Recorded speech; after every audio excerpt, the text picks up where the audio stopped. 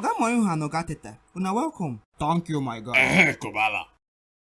As all the leagues don't pause for international break, make we use this opportunity to take review things wey don happen so far. Starting with that Stamford Bridge encounter between Chelsea and Man City. Oga Mourinho, how you take see the match?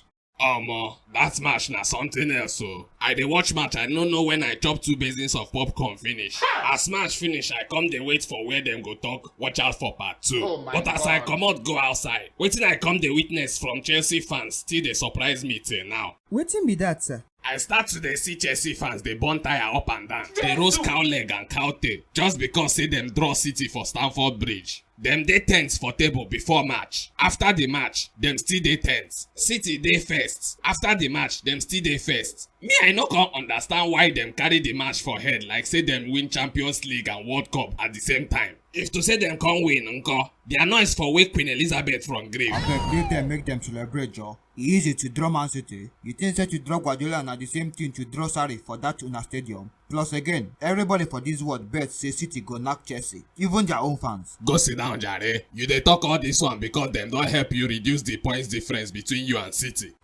Talking about point difference, the race for the top EPL table don dey very tight. Oga Teta, how na dey take handle the pressure for there? The pressure na normal thing. The question na whether Man City go fit keep up with our form. The question na So because say you manage win City when Rodri no dey, na him make you think say you get chance to carry EPL? Just wait, make season start dey reach ending. Na only una go use una hand start dey drop points like goat wey dey shit. Who you come think say go give City headache? Nobody go give them headache anything. I think the big Angie where everybody dey shout up and down anyhow don foul yakata for ground. I for one talk say Liverpool go dey stop them. But as I watch that club wey dey like to lose for League 1 knock them 3-2 for Europa League, I just give up hope for them. You mean to lose? No be wetin I talk. To lose. Them they like to lose. What? But Liverpool come lose to lose. Oh my God. Now wow, waiting this guy can't dey talk again. This to lose thing don't dey pain my ear. I don't confuse. I don't know which one be the club to lose and to lose game again.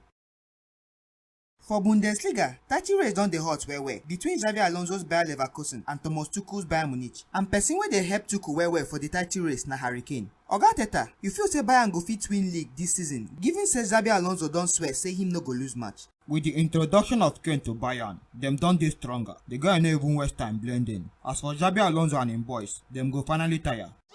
For La Liga, Girona no dey show sign of slowing down. Oga Mourinho, you feel say them get any real shot at the title? Even at this point, them never they take that Girona serious. The two Madrid and Barcelona go there they fight each other. When Girona go come follow backyard lift trophy. Which one be backyard again? No be front them there already. Everybody they see them. Now, you fit they see them. But come out them now make we see. They go do them like Leicester City do EPL that year. Sometimes I no dey even understand yourself. No be you talk now say them go follow backyard carry am. No be me you go confuse you. Finally, for Champions League, some clubs don't already qualify for round of 16, while some clubs don't already dey pack their kaya as them just dey wait for their last games. Like Man U. But Man U still fit qualify technically now. I like as you talk technically. But me and you know say footballers no be technicians. In short, technically Man U no get team again. Wetin you mean? Go ask any Man U fan say wetin be Man U problem na. Them go start to dey list their squad for you.